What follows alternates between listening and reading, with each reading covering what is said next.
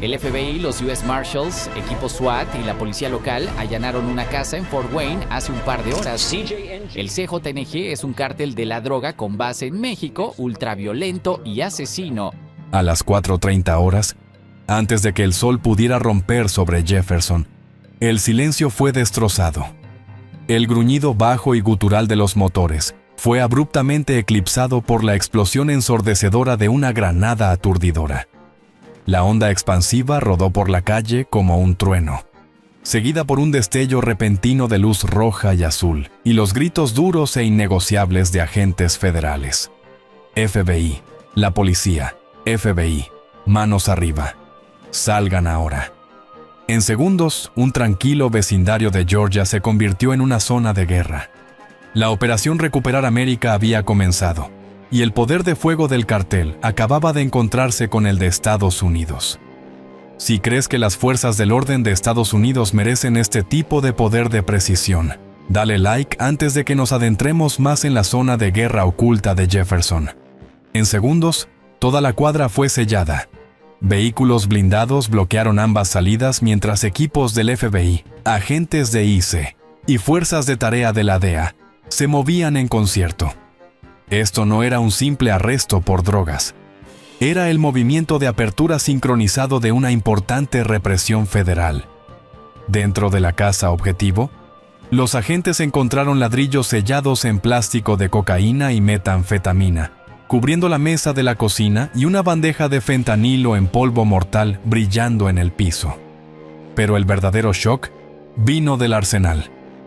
El equipo descubrió 26 armas de fuego, incluyendo rifles estilo AR, una docena de pistolas y metido debajo de un banco de trabajo, un lanzagranadas de grado militar. La habitación apestaba a químicos y aceite de armas, forrada con planos que cartografiaban rutas de narcóticos desde México directo al corazón de Georgia. Esta era una fortaleza paramilitar disfraza de hogar familiar. Notas clavadas escritas en cifrado intrincado, códigos de pago detallados y números telefónicos anónimos. La contabilidad fría y dura de un imperio transnacional. Este fue el momento en que los agentes federales se dieron cuenta de que no habían descubierto simplemente una pandilla. Habían expuesto una máquina de guerra. Cada llamada encriptada, cada transferencia fantasma, cada nombre silencioso en el cable había llevado a un hombre. Un fantasma de 48 años conocido solo como Coito, un ex convicto convertido en táctico, un nacional mexicano forjado en sangre del cartel. Su red no se reconstruyó. Mutó más fuerte, más profunda, invisible, y durante años había operado no desde el otro lado de la frontera, sino desde dentro de Estados Unidos mismo. ¿Cuál es tu opinión sobre esto? Una casa de drogas convertida en puesto de comando paramilitar. ¿Qué tan profunda crees que es la infiltración? La inteligencia de intervención telefónica pintó un cuadro escalofriante. La red de Coito no se escondía en las sombras. Vivía a plena vista. Sus casas de seguridad parecían alquileres universitarios. Sus mensajeros como conductores de reparto ordinarios. Millones fueron canalizados a través de locales comerciales legítimos, talleres de llantas, cafés y oficinas inmobiliarias, ocultando ríos de efectivo sucio. A solo cuadras de la Universidad de Georgia, mensajeros del cartel intercambiaban paquetes bajo cámaras de seguridad sin ser notados, mezclándose perfectamente en la vida diaria. Durante años habían vivido entre familias, profesores y estudiantes. Un ejército silencioso incrustado en los suburbios. Cada apretón de manos, cada vecino sonriente podría haber sido parte de ello. Y bajo esa calma, un reloj invisible estaba marcando hacia la detonación. Lo que comenzó como una sola redada se desplegó rápidamente en un asedio estatal. 13 agencias federales y estatales, operando con precisión militar, ejecutaron 12 redadas simultáneas en Athens, Atlanta y Jefferson. Los equipos rompieron puertas en segundos uno del otro. Un golpe decisivo diseñado para prevenir cualquier aviso del cartel. Los resultados fueron abrumadores, validando cada informe de inteligencia. Dentro de una ubicación, los agentes descubrieron libros de contabilidad meticulosamente mantenidos, registrando $900,000 en transacciones. En otra, teléfonos desechables aún zumbaban con mensajes entrantes frenéticos desde México. Fue una victoria estratégica. Un cartel extranjero había establecido una rama paramilitar completamente operacional en el corazón de Georgia, armada y financiada para matar. Las fuerzas del orden no solo interrumpieron una línea de suministro, cortaron una estructura de comando central. Habían incautado suficiente fentanilo para entregar casi 7 millones de dosis letales, previniendo incontables muertes. Las calles podrían haber lucido tranquilas al amanecer, pero la escala de la operación Recuperar América era innegable, y los cárteles acababan de aprender lo que significaba enfrentar el poder federal unificado. El amanecer rompió sobre Georgia, iluminando la escala del decomiso y la verdadera naturaleza escalofriante del enemigo. Convoyes rodaron por la I-85 bajo fuerte escolta federal, transportando no mera evidencia, sino cajas de armas y contenedores de veneno letal. Dentro del centro de comando temporal del FBI en Athens, los analistas miraban mapas digitales brillando en rojo, una representación sobria de la profundidad absoluta de la infiltración del cartel. Este fue el momento en que la misión pasó de un caso de narcóticos local a un acto de defensa doméstica contra la guerra de narcóticos dirigida por extranjeros. La contabilidad forense fue asombrosa. Los analistas confirmaron la incautación de aproximadamente 750,000 píldoras ilícitas diseñadas para imitar analgésicos legítimos, junto con el asombroso botín de narcóticos a granel. El peso total de las incautaciones incluyó más de 1 tonelada de cocaína pura y una carga de mercado negro de 3 toneladas de lingotes de oro, el método preferido del cartel para lavar ganancias a través de continentes. Dale like si crees que este fue el momento en que los cárteles finalmente se dieron cuenta de que Estados Unidos ya no está jugando a la defensiva. Cada componente de esta red fue construido con una precisión escalofriante. Cada almacén funcionaba como centro de distribución. Cada sospechoso tenía un rol operacional definido: cocinero, mensajero, guardia. Los analistas que seguían el tráfico encriptado del cartel quedaron atónitos. La coordinación rivalizaba con operaciones de unidades de combate. Comandos moviéndose de México a Georgia en minutos, no días. No era crimen, era guerra en tiempo real en suelo estadounidense. El equipo de investigaciones de seguridad nacional de ICE desenterró capas de camuflaje financiero, un entramado de corporaciones fantasma vinculadas a locales abandonados. Un ejemplo aún acecha los archivos del caso. Un taller de llantas que no había vendido una sola llanta en 2 años, pero movía $980,000 en efectivo cada semana, a través de un banco en las sombras chino. El cartel no solo movía drogas, estaba recableando la economía del Estado, lavando miles de millones directamente en el flujo sanguíneo comercial de Georgia. Los datos financieros confirmaron conexiones profundas con intermediarios conocidos del cartel de Sinaloa. Mensajes extraídos de teléfonos desechables incautados hacían referencia a nombres clave internos como la Bolsa Azul y Calor de Verano. Frases que escalofriantemente coincidían con el propio subtítulo de operación del FBI. Proyecto Calor de Verano. El enemigo estaba tan profundamente incrustado que había interceptado suficiente inteligencia federal para hacer eco del nombre clave de la fuerza de tarea de vuelta a ellos. La pregunta ya no era si había una filtración, sino qué tan profunda corría. Mientras tanto, el shock comunitario se convirtió en miedo palpable. Los padres inundaron líneas directas universitarias preguntando si las clases eran seguras, dándose cuenta de que la violencia se había arrastrado a distancia de caminata de las salas de conferencias. La escala de la amenaza ahora se medía no solo en kilos, sino en la erosión de la seguridad pública y la audacia de los antecedentes criminales. Varios sospechosos clave, que ya habían cumplido largas sentencias por condenas importantes por drogas, habían sido liberados en libertad condicional e inmediatamente reanudaron el comando. Este cartel era una hidra. Córtale un brazo y otro ya estaba reagrupándose bajo la misma jerarquía, amenazando la continuidad de la seguridad nacional. Cuando los transportes finales partieron, una sombra cayó sobre el centro de comando. Los analistas, trabajando a través del contenido de laptops y teléfonos desechables incautados, descubrieron que desmantelar una célula solo había revelado una red mucho más intrincada de lo que nadie imaginó. El cartel no se estaba encogiendo, se estaba adaptando.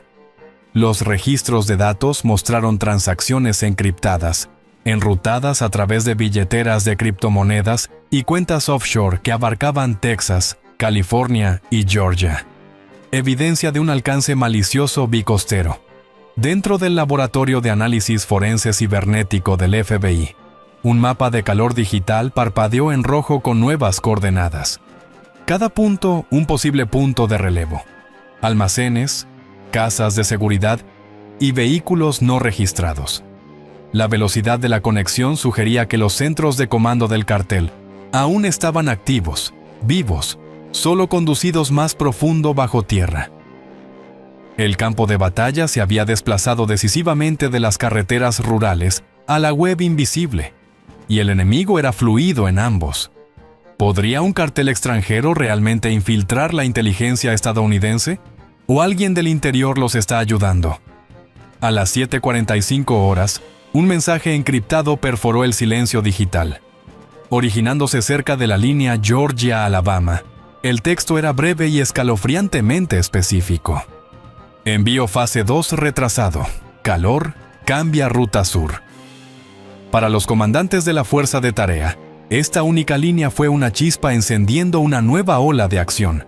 Significaba que otro convoy, posiblemente llevando la próxima carga de fentanilo multimillonaria, estaba en movimiento. En minutos, drones de reconocimiento aéreo de IC estaban despegando de una pista de aterrizaje cerca de Monroe. Abajo, equipos tácticos del FBI se movilizaron rápidamente hacia carreteras rurales, convirtiéndose en fantasmas en la niebla. Cámaras térmicas escanearon el dosel del bosque en busca de firmas de calor. Los analistas, observando una transmisión en vivo, detectaron un grupo de camiones de trabajo pesado inactivos bajo cubierta arbórea gruesa, motores aún calientes. Si esos vehículos alcanzaban la Interestatal 85, la próxima oleada de veneno del cartel desaparecería en el flujo sanguíneo de Estados Unidos. El reloj se estaba agotando. Los bloqueos de carreteras fueron sellados con eficiencia militar. Un convoy de SUVs negros de trabajo pesado se desplegó por la línea del condado. Conductores, operando con enfoque letal, usaban gafas de visión nocturna, radios sujetas a sus hombros.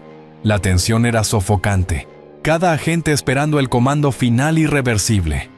Cuando llegó, interceptar autorizado. Las luces delanteras parpadearon, los motores rugieron, y la persecución de alto riesgo comenzó. El primer camión se rindió rápidamente, el conductor colapsando inmediatamente bajo la vista de los operadores tácticos. Pero el segundo vehículo intentó embestir el bloqueo, escalando el escenario a un enfrentamiento armado. Los vehículos tácticos lo encajonaron, forzándolo a una zanja. Cuando los agentes rompieron el remolque, encontraron ladrillos de polvo comprimido, empaquetado idéntico a los incautados en Athens. Los compartimentos ocultos contenían armas de fuego no registradas y, horriblemente, un tubo de lanzagranadas M203 medio desensamblado. Prueba de que del cartel se estaba rearmando activamente y escalando la lucha. Cuando los arrestos del convoy concluyeron, la evidencia fluyó de vuelta a la sede de Athens. Los teléfonos confiscados, referenciados cruzados con órdenes previas, revelaron el mismo número de contacto recurrente bajo diferentes alias. Omar, el mecánico, Luz Azul. Esa línea internacional prepagada rastreó directo de vuelta a Culiacán, Sinaloa. La operación de Georgia no era solo una rama, era un brazo remoto, activamente gestionado, respondiendo directamente al centro de comando del cartel en México. Simultáneamente, unidades cibernéticas de IC, operando bajo autorización de contención completa, congelaron 7 billeteras digitales conteniendo más de $900,000 en ganancias del cartel. Por primera vez, la arteria financiera global del cartel estaba siendo cortada agresivamente, una cuenta digital a la vez, pero la presión genera represalias. Esa misma noche, los sheriffs locales reportaron drones misteriosos sobrevolando una instalación de evidencia. Los dispositivos, confirmados posteriormente como drones de recuperación construidos a medida diseñados para levantar discos duros o documentos, huyeron antes de que pudieran ser interceptados. Fue el mensaje final escalofriante del cartel. Aún estamos observando. Sabemos dónde guardan los trofeos. La operación había evolucionado a guerra de contrainteligencia, confirmando que la batalla por las calles de Estados Unidos estaba lejos de terminar. Al amanecer, la segunda vez que el sol se levantó sobre el condado de Jackson desde que comenzó la operación, los equipos federales se reagruparon en un almacén convertido en puesto de comando. Los tableros digitales parpadearon. Una serie de palabras, zona objetivo asegurada, aparecieron en cada pantalla. La operación Recuperar América había logrado lo que muchos creían imposible: el desmantelamiento de una red del cartel en vivo, operando profundo dentro del territorio estadounidense. Las mesas de evidencia estaban apiladas con cajas selladas. 1 tonelada de cocaína, 3 toneladas de oro, 1.7 kilos de fentanilo y cientos de miles de píldoras falsificadas. La valoración total incautada estaba fácilmente en el rango multimillonario. Pero los agentes no estaban celebrando los números. Cada paquete representaba vidas que no terminarían en las calles de Georgia. Una victoria medida en supervivencia potencial, no meros dólares. Al otro lado de la habitación, un comandante de IC revisó la lista de armas. 12 rifles, 14 pistolas y ese infame lanzagranadas recuperado de Jefferson. Su voz fue tranquila, pero final. Un jale de ese gatillo, y esto habría sido una morgue, no una sala del tribunal.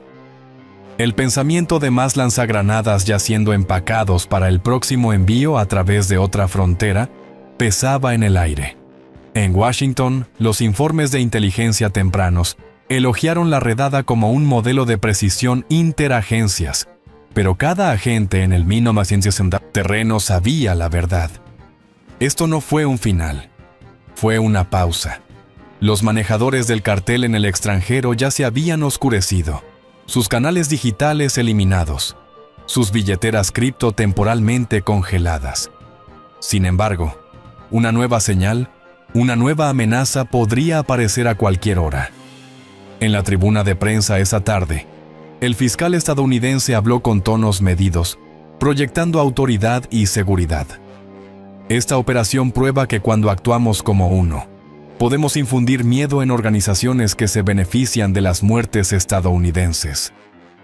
Detrás de él, una mesa mostraba las armas confiscadas como trofeos ganados con esfuerzo de una guerra moderna. Las cámaras destellaron, capturando la imagen del éxito. Pero afuera, las familias observaban en silencio, dándose cuenta de la verdad inquietante. El enemigo no estaba a un océano de distancia. Había estado al lado, y aunque la luz intensa de la redada se había desvanecido, la sombra que reveló acosaría a Georgia durante años. Al atardecer, los 17 sospechosos, incluido el líder del grupo Coito, fueron fichados bajo custodia federal, enfrentando penas máximas bajo estatutos de conspiración. Por primera vez, el oleoducto de fentanilo de Georgia había sido visiblemente, decisivamente cortado.